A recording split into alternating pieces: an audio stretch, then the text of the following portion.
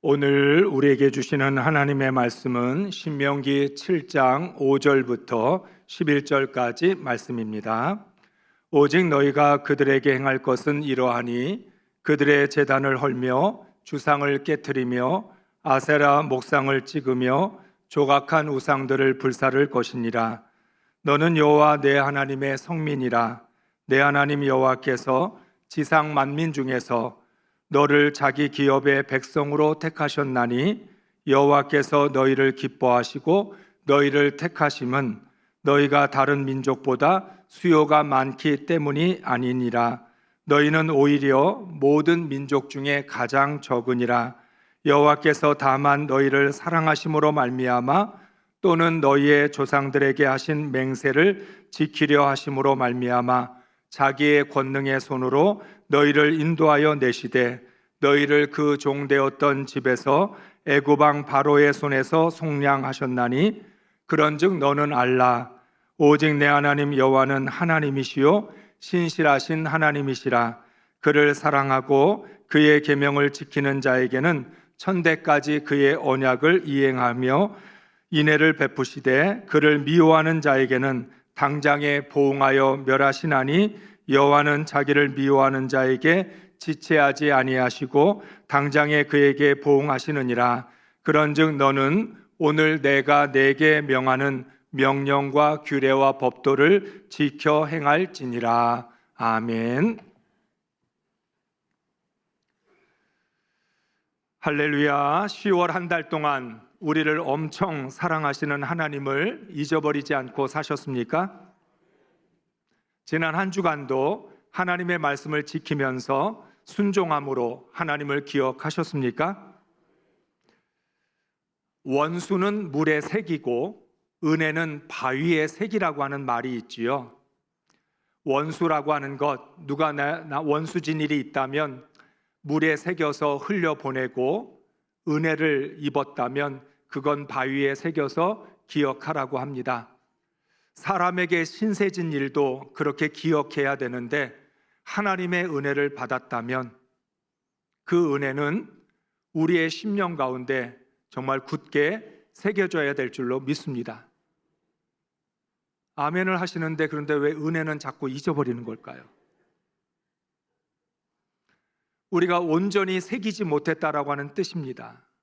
하나님을 잊어버리는 것, 은혜를 잊어버리고 말씀을 잊어버리는 것, 내 심령에 굳게 새겨야 되는데 굳게 새기지 않았기 때문에 쉽게 잊어버리는 거죠. 이 세상에서 살고 있는 그리스도인이 가장 조심할 것은 하나님을 잊어버리는 것입니다. 세상에는 수많은 위험이 있습니다. 그런데 조심해야 될 것은 위험 그 자체가 아닙니다. 위험 때문에 하나님을 잊어버리는 것을 조심해야 합니다. 인생을 살아가면서 고난을 참 많이 당하게 됩니다. 고난이 문제가 아니라 고난 때문에 하나님을 잊어버리는 것이 문제입니다. 하나님의 은혜를 받았으니 나는 하나님을 잊어버리지 않을 것이라고 나 자신을 믿지 말아야 합니다. 많은 신앙의 체험 때문에 내 믿음이 굳건하다는 착각에 빠지지 말아야 합니다. 나는 그 누구보다 가장 빠르게 하나님을 잊어버릴 사람입니다. 나를 경계해야 합니다. 내가 얼마나 빨리 하나님의 은혜를 잊어버리는지, 내가 얼마나 쉽게 하나님의 말씀을 잊어버리는지를 정확하게 알아야 합니다. 이 세상에 알아야 될 것 참 많은데 그 중에서 내 자신을 정확하게 알아야 되는 거죠. 하나님을 사랑한다고 고백해놓고 하나님 잊어버리고 살 때가 얼마나 많습니까? 내가 죽어도 주를 위해 죽고 살아도 주를 위해 살겠다고 수없이 약속하고도 하나님 말씀에 순종하지 못할 때가 얼마나 많습니까? 하나님을 기억하는 것은 마음만 갖고는 어렵습니다. 대충 하나님을 기억하면서 살아야지 이렇게 생각하면 소용이 없습니다. 구체적으로 하나님을 기억하기 위한 몸부림이 있어야 합니다. 마음과 생각만 가지고는 될 일이 아니라는 거죠. 하나님을 잊어버리지 않기 위해서, 하나님의 말씀을 기억하기 위하여 얼마나 몸부림을 쳤는가. 그 몸부림이 있어야만 우리가 하나님을 기억하면서 살아가게 됩니다. 구체적으로 마음과 뜻과 힘을 다하여 하나님을 사랑하는 것, 하나님을 두려워함으로 하나님의 말씀을 지켜 행하는 것, 주의를 거룩하게 지키는 것, 매일의 일상에서 하나님을 찾는 노력과 의지가 있어야 합니다. 인생은 살얼음판을 걷는 것과 같습니다. 하나님을 기억하는 것도 마찬가지입니다. 조금만 방심하면 하나님을 잊어버리고 망각의 얼음 속으로 빠져 들어갈 것입니다. 결국 그리스도인의 삶은 하나님을 얼마나 잘 기억하느냐에 달려 있습니다. 하나님을 기억할 때 하나님은 우리를 붙들어 주십니다. 하나님을 기억하는 사람이 하나님 은혜 안에서 살아갑니다. 하나님의 은혜 안에 있으면 결코 하나님을 잊어버리지 않을 것입니다. 모세는 하나님께서 이스라엘을 인도하셔서 약속의 땅으로 들이시고 가나안 7 족속을 쫓아내실 것이라고 선포합니다. 하나님은 오직 은혜로 가나안을 이스라엘에게 넘겨주십니다. 이스라엘이 가나안을 얻기 위하여 해야 할 일은 하나도 없습니다. 그렇지만 가나안을 얻고 나면 반드시 해야 할 일이 있습니다. 우리가 구원받기 위하여 한 것은 아무것도 없습니다. 그러나 구원받은 후에는 우리가 해야 될 일들이 분명히 있습니다. 이스라엘은 하나님의 은혜로 가나안 땅을 얻고 나면 얻은 순간부터 가나안 7 족속을 진멸해야 합니다. 그들과 언약도 맺지 말아야 합니다. 불쌍히 여기지도 말고 혼인하지도 말아야 합니다. 완전히 관계를 끊어야 합니다. 많은 성도들이 이 부분에 대해서 마음에 걸려 합니다. 가나안 족속을 진멸한다는 것 너무 심한 일 아닌가?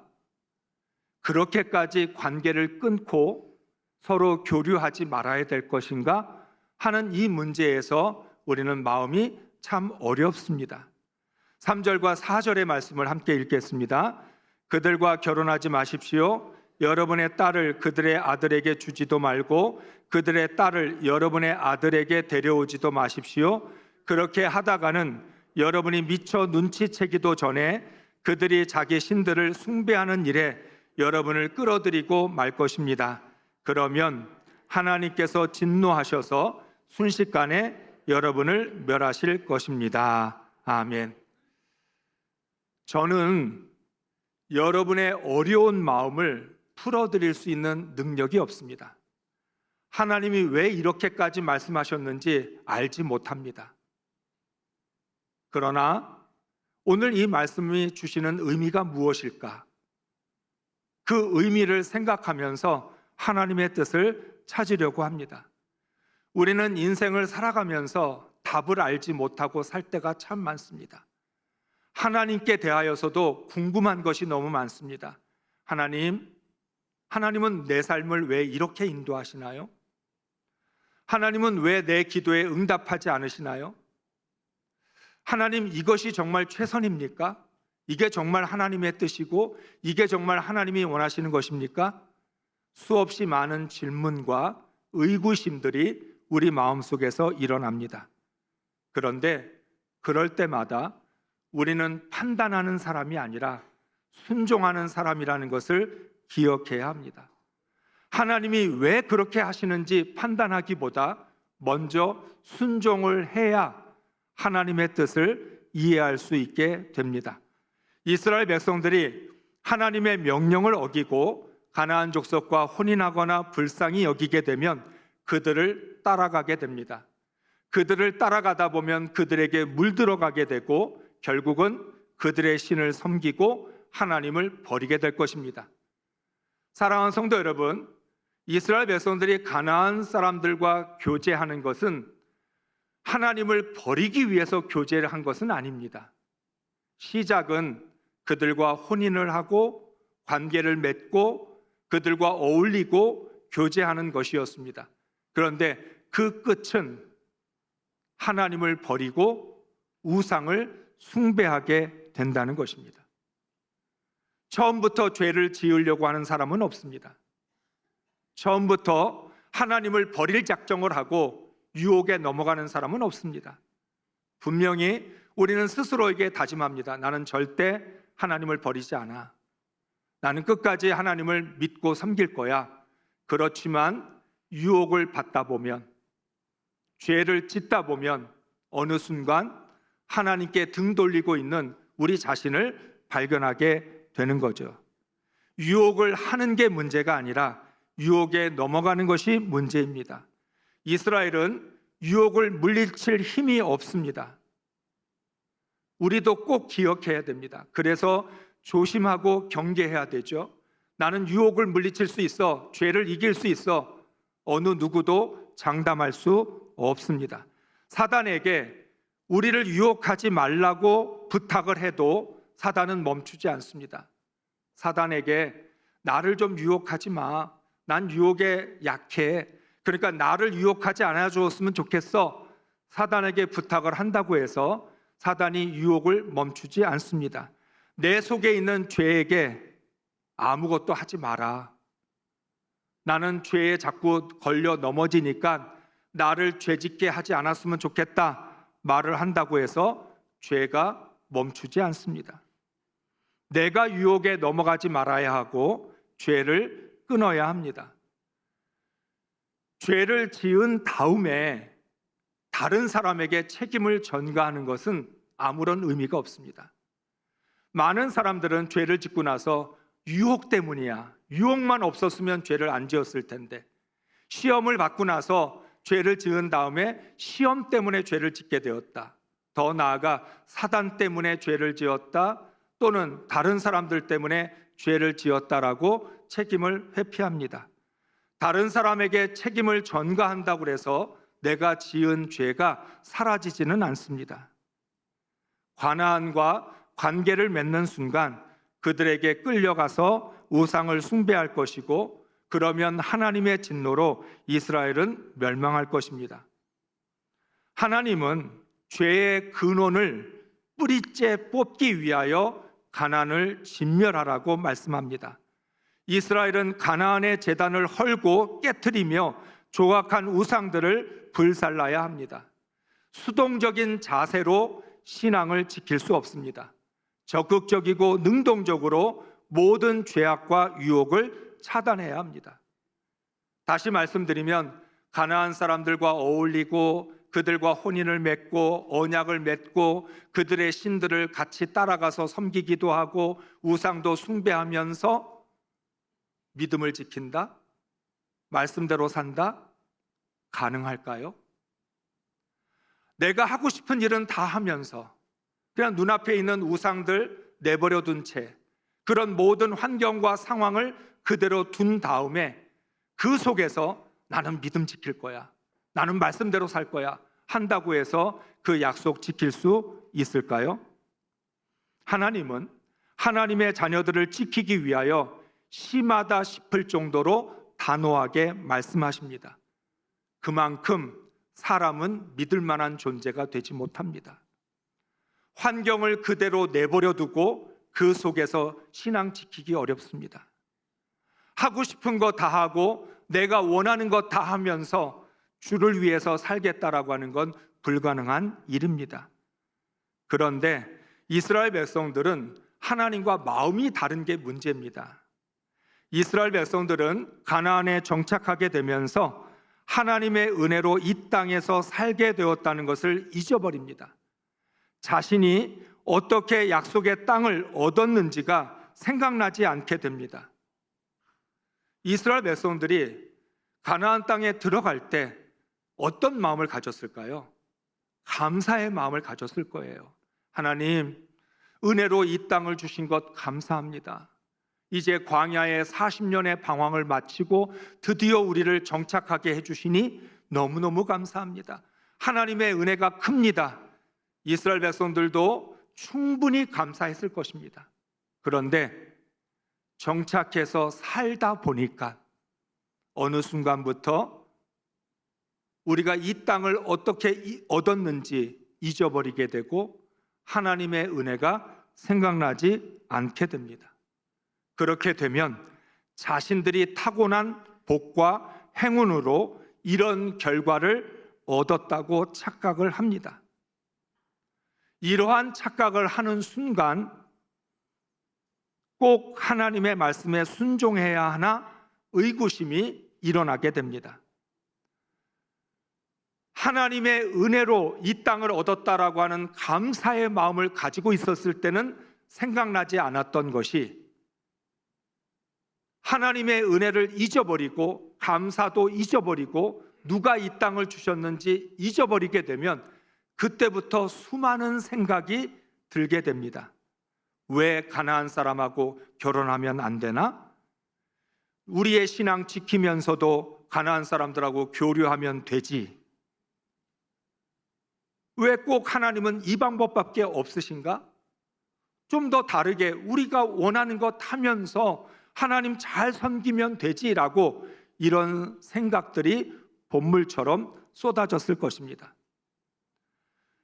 많은 신앙인들은 자신의 판단으로 하나님의 말씀을 가감합니다.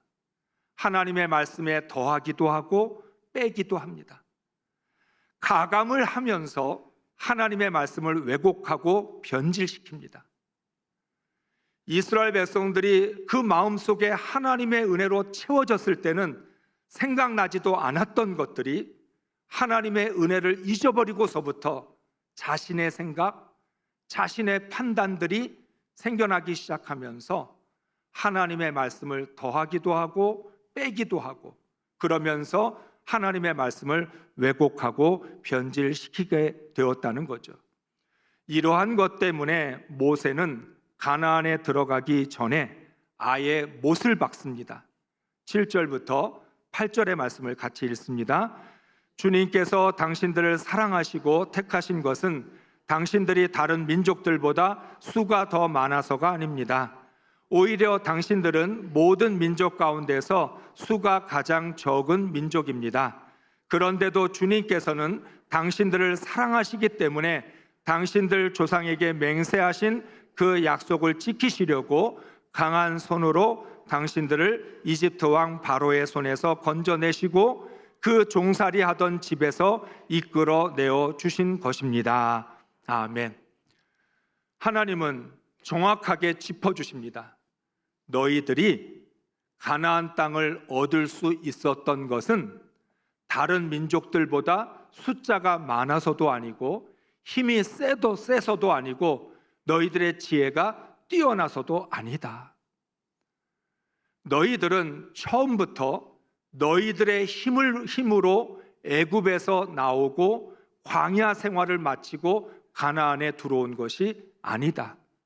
오직 하나님이 너희를 사랑하시고 너희 조상들에게 약속하셨던 그 약속을 지키기 위해서 하나님이 너희를 오늘 이곳으로 인도해 주셨다라고 말씀합니다. 사랑하는 성도 여러분, 오늘 내 앞에 있는 것이 내 힘으로 얻은 게 아닐 때가 참 많습니다. 그런데도 사람은 내 손에 들고 있으면 내 힘으로 얻은 줄로 굳게 믿습니다. 여러분이 지금 여러분이 가지고 계시는 것들, 여러분이 소유하고 있는 것들, 여러분이 이루어낸, 여러분이 성취한 것들, 그게 정말 다 여러분의 힘으로 성취한 것일까요? 많은 사람들의 도움도 있었을 것이고 상황이 잘 맞아서 된 것도 있을 것이고 여러 가지 이유가 있을 겁니다. 그런데도 사람은 어떻게 생각하나요? 무엇인가가 내 눈앞에 결과가 나타나면 이건 내가 이루어낸 것이야. 내 손에 들고 있는 것들을 바라보면서 내 눈물과 땀과 피를 통해서 내가 이것을 성취했어 라고 생각을 합니다. 물론 그러면서도 립 서비스처럼 말은 하죠. 많은 사람들이 도와주었다고, 그리고 내가 운이 좋았다고 겸손하게 말은 하지만, 그러나 우리 마음속에는 이 모든 것들이 나 때문이라고 하는 생각을 갖고 있다는 거죠. 이스라엘 백성들에게도 그러한 일들이 얼마든지 일어납니다. 이스라엘 백성들 마음속에 하나님의 은혜를 모르는 건 아닐 겁니다. 그런데 시간이 흘러가면서 어느덧 가나안 땅에 정착한 시간이 1년, 2년, 3년이 되기 시작하면서 마치 처음부터 우리는 가나안 땅에 살았던 것처럼, 아니 우리는 이 땅에서 살기로 계획되었던 것처럼 이 모든 것들이 우리의 노력과 우리의 열정으로 이루어낸 것이라고 생각할 때, 그럴 때 하나님을 잊어버리게 됩니다. 그렇게 되면 오랜 시간이 걸려서 얻은 것이지만 아주 짧은 시간에 잃어버릴 수 있습니다. 40년 방황이 무색하게 한순간에 하나님의 축복을 잃어버리게 됩니다. 그래서 모세는 말씀합니다. 너희가 잘나서 가나안을 차지한 것이 아니다. 약속의 땅은 너희의 손으로 얻은 것이 아니다. 너희가 가나안 7 족속보다 힘이 강해서 차지한 것이 아니다. 너희는 오히려 가장 수가 적은 민족이었고 가장 약한 민족이었다. 오늘 말씀에서 수가 적다라고 하는 의미는 무슨 뜻이냐면, 이 당시에는 숫자가 힘입니다. 숫자가 많으면 힘이 세고 강할 수밖에 없죠. 그런데 이스라엘 민족은 다른 민족들보다 가장 숫자가 적은 민족이었다. 숫자가 적은 민족이 숫자가 많은 민족을 이길 수 있었던 유일한 이유는 하나님의 사랑 때문이고 하나님의 은혜 때문이라는 거예요. 이걸 잊어버리면 너희는 가나안을 지킬 수 없다. 너희는 그 가나안 땅에서 속히 멸망할 것이라고 말씀하고 있는 겁니다. 이스라엘은 모든 민족보다 가장 적은 민족이었고 자신들의 힘으로는 도저히 애굽에서 나올 수도 없고 가나안을 차지할 수도 없었습니다. 오직 약속을 지키시는 하나님의 사랑 때문에 가나안을 얻은 것입니다. 하나님의 신실한 사랑이 큰 역사를 이루었습니다. 여러분, 앞서 말한 것처럼 우리는 내 눈앞에 나타난 놀라운 결과들을 바라보면서 내가 대단하다, 내가 이러한 일을 이루어냈다라고 하는 그런 자부심을 가질 때가 많습니다. 그런데 사람이 역사를 이루는 게 아니라 역사는 하나님이 이루시는 것입니다. 한마디로 말하면 이스라엘은 아무것도 아닙니다. 오늘 말씀의 제목처럼 나는 아무것도 아닙니다. 아무것도 아닌 존재가 땅을 얻고 나면 모든 것이 내가 이룬 줄로 기고만장하게 됩니다. 아무리 이스라엘이 번성하고 위대한 나라가 된다고 해도 하나님 앞에서 이스라엘은 아무것도 아닙니다. 이스라엘이 제국을 건설하고 모든 나라를 정복한다 할지라도 이스라엘은 하나님 앞에서 아무것도 아니라는 거죠. 이스라엘이 자신들이 대단한 줄로 오해하면 그 즉시 멸망할 수밖에 없습니다. 모세는 하나님의 얼굴을 대면하여 보는 사람이었고 많은 기적과 능력을 행한 사람이었습니다. 그렇지만 가나안에 들어갈 수 없었던 모세는 하나님 앞에서 아무것도 아닌 사람이었습니다. 다윗은 이스라엘 백성들의 존경을 한 몸에 받는 위대한 왕이었지만 밧세바를 탐내어서 간음죄를 짓고 자신의 죄를 덮기 위하여 살인죄를 지었습니다. 나단 선지자로부터 책망을 받아야 했던 다윗은 아무것도 아닌 사람이었습니다. 베드로가 무리를 걸었을 때 자신이 예수님처럼 된 줄로 우쭐댔습니다. 같이 있던 제자들도 베드로를 부러워했을 것입니다. 야, 베드로는 예수님처럼 무리를 걷는구나. 무리를 걷고 있는 그 모습 보면서 모두가 다 부러워했을 것입니다. 그렇지만 바람을 보고 무서워 물속에 빠진 베드로는 살려달라고 소리를 질러야 했습니다. 베드로가 아무것도 아니라는 것이 드러나는 데까지 몇 초도 걸리지 않았습니다. 여러분, 베드로는 무리를 몇 발자국 걸었을까요? 한 발자국, 두 발자국, 세 발자국, 네 발자국. 걷다가 바람이 부는 순간 무서움에 사로잡히게 됐고 그는 물속에 빠져 들어갔습니다. 무리를 걸었던 당당했던 베드로, 자신도 예수님처럼 무리를 걸을 수 있다라고 하는 것 다른 제자들에게 증명했던 그 당당한 베드로, 그가 아무것도 아닌 사람이라는 게 나타나는 데는 몇 초도 걸리지 않은 것이지요. 바울은 3층천을 올라가고 땅끝까지 복음을 전하며 많은 교회를 세웠던 사도였습니다. 그런데 그 바울은 자신이 아무것도 아닌 약한 존재라는 것을 깨닫고 내가 약할 때 가장 강하다라고 하는 고백을 남겼습니다. 바울이야말로 나는 정말 아무것도 아니구나. 내가 말씀을 전하면 수천 명이 회개하고, 내가 말씀을 전하면 병이 고쳐지고, 내가 말씀 전하면 교회가 세워지고, 이런 많은 하나님의 역사가 일어났지만 그러나 나는 아무것도 아니구나.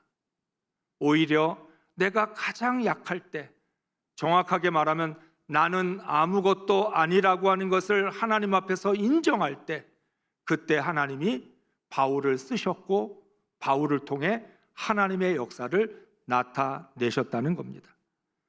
우리는 정말 아무것도 아닙니다. 여러분의 손길을 통해서 여러분의 가정이 일어났습니까? 여러분의 사업이 잘 돼서 성공했습니까? 우리의 손길을 통해 교회가 부흥했습니까? 이 나라를 잘 살게 만들었습니까? 그래도 우리는 아무것도 아닙니다. 왜냐하면 우리의 힘으로 한 것이 아니기 때문입니다. 전지전능하신 하나님이 함께 하시지 않으면, 하나님이 우리를 들어서 쓰시지 않으면 우리는 어느 것 하나도 할 수 없는 가장 보잘것없는 존재입니다. 모세는 그런즉 너희는 알라고 말씀합니다. 9절과 10절 말씀을 읽습니다. 그런즉 너희는 알라 오직 내 하나님 여호와는 하나님이시요 신실하신 하나님이시라. 그를 사랑하고 그의 계명을 지키는 자에게는 천대까지 그의 언약을 이행하시며 인애를 베푸시되 그를 미워하는 자에게는 당장에 보응하여 멸하시나니 여호와는 자기를 미워하는 자에게 지체하지 아니하시고 당장에 그에게 보응하시느니라. 아멘. 너희는 아무것도 아니다. 이스라엘은 아무것도 아니다. 보잘것없는 존재고 가장 수가 적은 민족이었는데 하나님의 은혜로 이 가나안 땅에 들어올 수 있었던 것이다. 그렇게 말한 다음에 그런즉 너희가 아무것도 아니기 때문에 너희가 반드시 알아야 될 것이 있는데 오직 내 하나님 여호와는 하나님이시요 신실하신 하나님이시다. 이걸 알아야 된다는 거예요.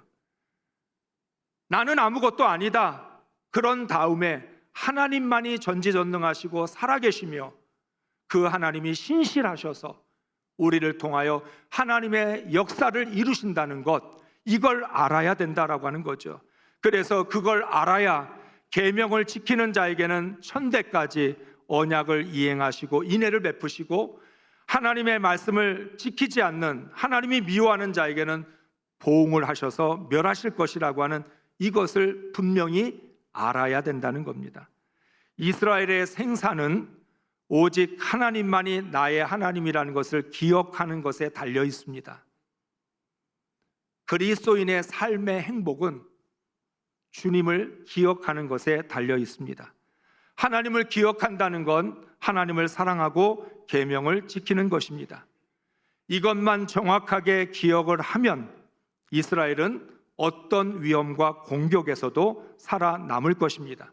반대로 이것을 기억하지 못하면 이스라엘은 평탄한 길에서도 넘어질 것이고 번영 속에서도 망할 것입니다. 우리가 지나온 인생들 속에서 경험하게 되는 일이죠. 아무 문제도 없는데 마음이 불안해요.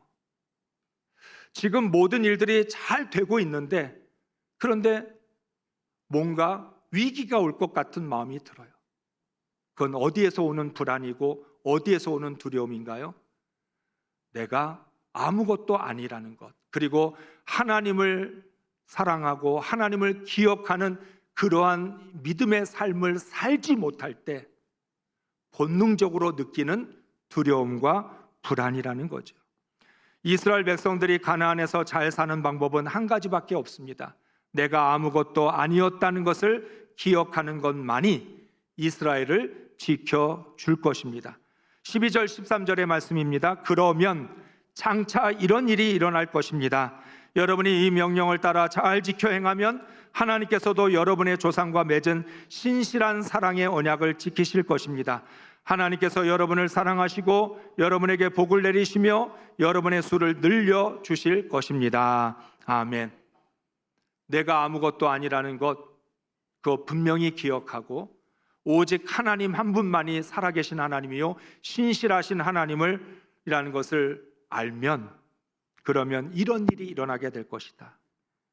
너희들의 삶 가운데 하나님께서 신실한 사랑의 언약을 지켜주실 것이고 너희들을 사랑하고 복을 내려주시며 너희들의 숫자가 늘어나게 될 것이라고 말씀하십니다. 정말 우리에게 인생에 있어서 마지막 순간까지 하나님, 정말 나는 아무것도 아니었습니다, 모든 게 하나님의 은혜였다는 것, 말로만이 고백이 아니라 정말 우리의 마음을 다한 믿음의 고백이 되어졌을 때, 그리고 하나님을 의지하고 붙들고 하나님의 말씀에 순종하며 살아갈 때 하나님도 신실한 사랑의 언약을 지켜주십니다. 이스라엘은 언약 안에 있을 때 가장 안전하고 행복할 수 있습니다.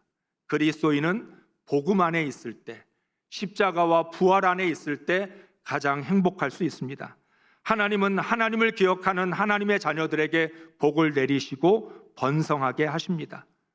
나는 아무것도 아닙니다라는 고백으로 살아가면서 신실하신 하나님의 사랑과 은혜를 풍성히 누릴 수 있기를 주의 이름으로 축복합니다.